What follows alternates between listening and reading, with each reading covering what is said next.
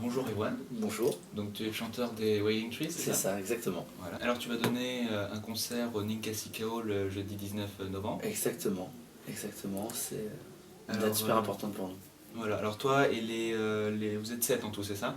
Alors sur scène on est 7, mais en fait si tu veux on propose un spectacle son lumière. Donc l'équipe c'est 9 personnes rien que pour le spectacle en lui-même, Ouais. 7 personnes sur scène, un ingé son, un ingé lumière qui sont tout le temps avec nous. Et manager, attaché de presse, tourneur, donc ça fait une grosse famille en fait. Wailing Trees. Pourquoi les Wailing Trees? Pourquoi ce nom de Wailing Alors Trees? pourquoi ce nom En gros, on monte un groupe de reggae en réalisant que les membres de ce groupe-là viennent tous d'horizons musicaux différents. Et on a un besoin au tout départ du groupe de voir quelles sont les influences qu'on a en commun. Et donc il y a deux groupes qui ressortent, Bob Marley and the Wailers, donc, qui est une référence reggae un peu plus célèbre je pense, et qui s'appelait à la base les Wailing Wailers, et un autre projet qui s'appelle Groundation, qui est un groupe de reggae fusion jazz californien qu'on adore. Leur premier album s'appelle Young Tree. Et on avait dans l'idée de s'appeler Young Tree, et on trouvait le fait de rendre hommage à ces deux groupes en faisant une fusion de Wailing et Tree. Voilà, ça c'est le premier pas. Ensuite, on a réalisé qu'au moment où on a monté le groupe, là, c'était on a encore dans la vingtaine, mais on avait plus 20 ans que 25 ans, quoi. 24 ans, et on s'est vu nous-mêmes comme des jeunes arbres, en fait. Parce qu'il y a cette phrase exceptionnelle de Marcus Garvey qui dit une personne qui ne connaît pas son histoire est comme un arbre sans racines. Et donc on aimait bien cette idée-là de plus les racines de l'arbre sont profondément ancrées dans le sol, plus la cime de cet arbre sera haute. Et on avait envie de montrer qu'on s'ancrait dans quelque chose à la fois musicalement et culturellement pour propager notre musique en fait, et notre message. Donc c'est un groupe qui vient de Vienne, en Isère. Et certains autres se connaissaient depuis le lycée, sans forcément savoir qu'ils faisaient de la musique. Ils se croisaient, ils se voyaient, ils savaient qu'ils faisaient un peu de musique, tu vois, mais voilà, ils n'avaient jamais tenté l'expérience ensemble. Et à force de jam, à force de se rencontrer, de se croiser tous, de monter des projets plus ou moins viables ou plus ou moins éphémères, on réalise qu'on aime jouer de la musique ensemble. Et donc au moment de monter Wailing Trees, il y a un noyau, donc c'était le bassiste, le trompettiste et le guitariste et moi-même qui ont monté le projet en se disant voilà, bon, on a déjà fait de la musique ensemble et tout, vous connaissez des gars. Et Jawed le guitariste et Lucas le trompettiste connaissaient d'autres personnes qui eux venaient d'autres styles musicaux, donc notamment Romain le batteur, et, voilà, et ensuite Thibaut qui est arrivé et Pierre Forêt, qui sont claviéristes et saxophonistes respectivement. Et donc on a réalisé que c'était des musiciens qui venaient pas forcément du reggae en fait. C'est-à-dire que les purs et durs qui viennent vraiment du reggae sont Pierre le bassiste et moi-même. Les autres viennent tous de soul, jazz, funk, punk pour le guitariste par exemple, tu vois. Et donc c'est une espèce de classique pour le saxophoniste. Et donc c'est ce mélange-là qui nous a plu, qui nous ressemble nous en fait. Voilà. Donc c'est là la genèse du groupe, c'est vraiment une histoire de mecs qui se sont toujours entendus, qui n'ont pas forcément fait de la musique ensemble, qui ont monté plus ou moins des groupes avant. Ces groupes se sont terminés pour donner naissance en fait. C'était les prémices de Wailing Trees quoi. Apparemment vous avez plutôt du succès puisque vous avez remporté le prix de l'artiste révélation 2014 aux Victoires du Reggae, c'est ça? Alors on est deuxième en fait. Deuxième. On a été nominé déjà, ce qui est incroyable parce que ça veut dire qu'on se pose la question de savoir si on est révélation à ce moment-là. Donc le site reggae.fr et plein de partenaires spécialisés dans le reggae, dans la presse notamment. Et arrivé deuxième, donc lauréat, on a dauphin quoi comme on dit. On a halluciné. La même année, on a eu un événement qui s'appelle l'European Reggae Contest.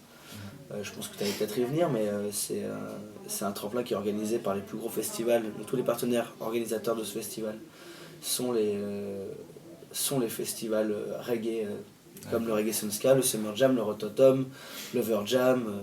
Donc ça brasse, ça regroupe toute l'Europe, quoi. Et on a représenté la France à la finale européenne. Et on a remporté cette victoire qui nous a permis d'avoir vraiment un aval des professionnels de ce style. C'est-à-dire qu'on a essayé d'apporter quelque chose qui nous ressemble nous, et les professionnels, donc programmateurs des plus gros festivals, se sont mis d'accord pour dire bah voilà, le reggae qu'on a envie de porter là, c'est le groupe Wailing Trees et le reggae français quoi, fait par Wailing Trees. C'était vraiment une année bénie pour nous, et donc on a profité de tout ça pour pouvoir sortir notre album qui était du coup attendu parce qu'il y a plein de personnes qui se sont penchées sur le projet grâce à ces réussites là, et voilà, ça nous amène jusqu'ici. D'accord. Alors tu as parlé de reggae français et ça se ressent bien que vous voulez garder en fait cette identité de reggae français, puisque du coup, il y a certaines chansons où tu chantes en français, d'autres chansons où tu chantes en anglais. En fait, quand tu parles de reggae français, il n'y a pas forcément une volonté. Regarde, The World Go Round, il y a un seul titre sur tous les autres, quoi. Sur 14, il me semble. Je suis un mauvais élève. Il y a qu'un seul titre en français, c'est pas une histoire de volonté de vouloir être marqué du sceau reggae français ou labellisation reggae français, le truc de... Non, non, c'est vraiment... moi, personnellement, j'écris comme je le sens. Là, sur le prochain album dont on est en train de parler avec le groupe, je sais qu'il y aura beaucoup, enfin pas beaucoup, mais plus de français que dans le premier, parce que j'en ai envie, que l'inspiration vient comme ça, en fonction des différentes thématiques et plein de choses. Mais le tampon, j'ai pas envie de dire l'étiquette parce que c'est connoté péjorativement, mais le tampon reggae français, il est forcément collé à un groupe qui vient de France. Parce que avec le temps, le reggae à la française, tu vois, c'est vraiment un style qui s'est créé. Tu pourras écouter de Sinsemilia à Dubbing en passant par Danakil ou Broussailles, ou je te cite les gros noms qui sont référencés par tout le monde, mais je pourrais te citer Banyan, Spayaka, qui chantent qu'en anglais. Et ben il y a une approche à la française un peu. Déjà le reggae français a une espèce de mouvance où on revient en roots grâce à des influences comme Groundation, ou revenir au back to roots à la Bob Marley aux années 60-70. Tu parlais de Banyan, c'est Payaka, justement, ce sont ce genre de groupe. Nous, Wailing Trees, on est un groupe de Français qui faisons du reggae, donc très vite reggae français ça fonctionne avec cette équation là. Mais c'est vraiment une manière d'appréhender le reggae qui est très personnelle pour le coup. C'est-à-dire que on frise avec, tu vois, on flirte un peu avec la world music aussi, en mélangeant tous les styles qui sont présents chez chacun d'entre nous et dans nos influences diverses. Il y a de la prétention peut-être dans ce que je vais dire, mais on veut faire du Wailing Trees en fait. Wailing Trees est un groupe de reggae, pas que, groupe de reggae quand même, reggae français aussi, mais de pluralité musicale en fait, de diversité. D'accord. Et après cette EP du coup et l'album, qu'est-ce que vous avez comme projet? Alors déjà on va continuer à défendre bien The World Go Round, donc qui est notre premier album, qui est sorti le 16 mars dernier.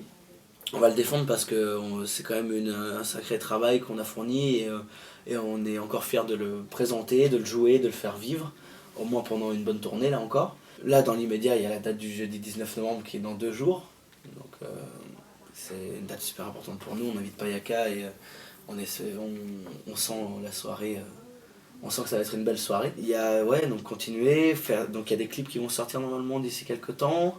Là, un deuxième album, parce qu'on a plein d'idées, on a plein de choses à dire encore, on a plein de questions à poser encore. Voilà, on veut juste que le projet soit pérenne, on a envie de continuer à faire notre musique, à s'exprimer.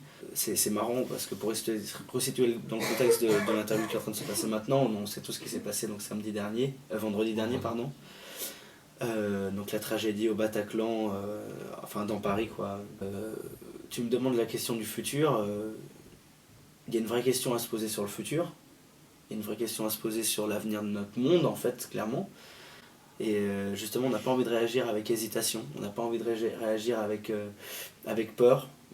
On a envie de dire voilà, Wailing Trees continuera à faire sa musique quoi qu'il arrive. Et donc tous les projets on les mènera quoi qu'il arrive aussi. Et ben merci à vous. Merci à toute l'équipe du Journal de Lyon 2 de nous permettre de nous exprimer. Ça fait vraiment plaisir en fait d'avoir une tribune qui permet au groupe indépendant de parler.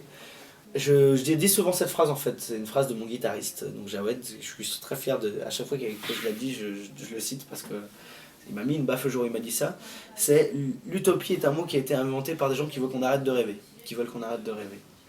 Voilà, donc rêvons plus fort encore.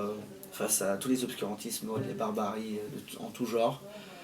Rêvons plus fort, osons plus fort, allons plus loin, faisons en sorte que le monde y soit à l'image des justes. Voilà.